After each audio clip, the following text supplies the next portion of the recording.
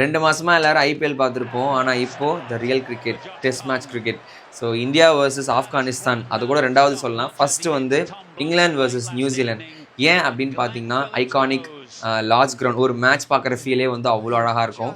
இங்கிலாந்துடைய overcast condition, swinging conditions, பின்னாடி விளம்பரங்கள் கிடையாது. அண்ட் கிரிக்கெட் மாதிரி இருக்கும். மக்கள் எல்லாருமே வந்து பார்த்தீங்கன்னா பூஸ்ட் பண்ணுவாங்க. And at the same time அப்ரிஷியேட்டும் பண்ணுவாங்க.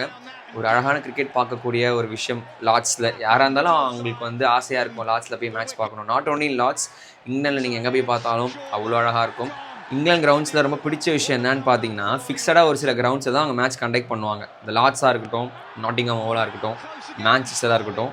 அண்ட் கிரிக்கெட் ஃபேன்ஸ், அதாவது டெஸ்ட் மேட்ச் கிரிக்கெட்டை வந்து 5 நாளும் உட்காந்து ஃபுல்லாக பார்க்குறவங்களாம் வந்து ஒரு மாதிரி ரொம்ப விஷுவல் ட்ரீட்டாக இருக்கும்.